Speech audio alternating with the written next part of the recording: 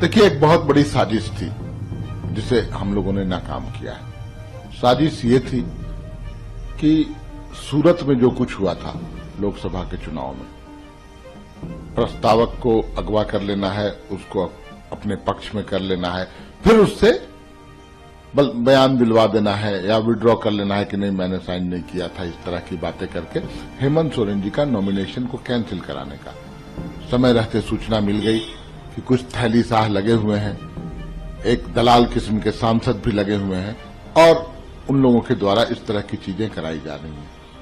तो हम लोगों ने डैमेज कंट्रोल किया और भारतीय जनता पार्टी की एक कमजोरी दिखती है, वो जिस शख्सियत को राजनीतिक रूप से परास्त नहीं कर पाती है, उनके खिलाफ इस तरह के साजिश और षड्यंत्र करते रहती है।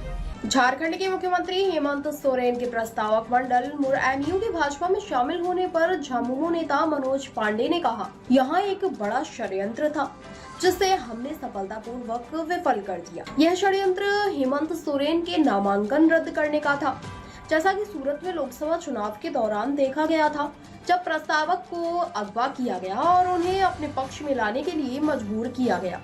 हमें समय पर सूचना मिली थी कि कुछ लोग और एक मध्यस्थ सांसद इसे अंजाम देने की कोशिश कर रहे हैं, इसलिए हमने नुकसान नियंत्रण के लिए कदम उठाए।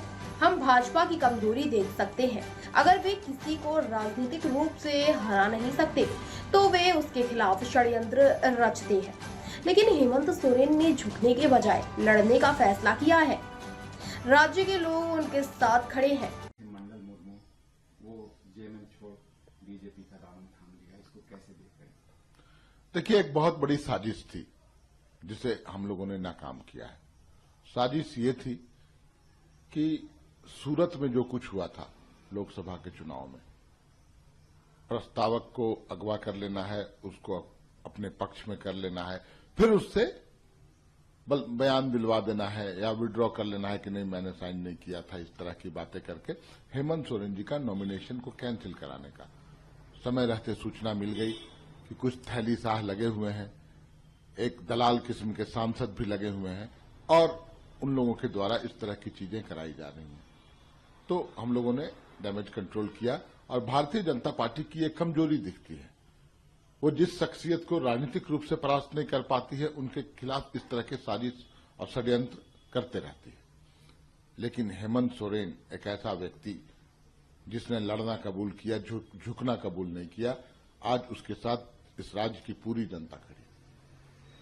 आज पूरा झारखंडी अवाम पूरी तरह से कमर कस के तैयार है कि अपने नेता के अपमान का बदला लेंगे।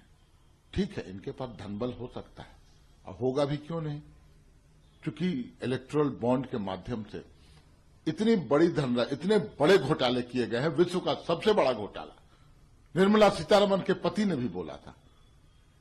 ठीक है, आपके पास पैसे आ गए, लेकिन लोकतंत्र को आप खरीद लेंगे क्या?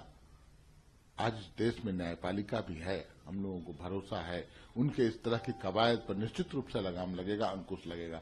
लेकिन तत्काल झारखंड की जनता ने यह मन बना लिया है कि अब इस तरह की हरकत के बाद पूरी झारखंडी जनता एकजुट रहेगी। एकाध दो लोग होते हैं जो दिग्भ्रमित हो जाते हैं, पथभ्रष्ट हो जाते हैं, पैसे के सामने बिकने का काम।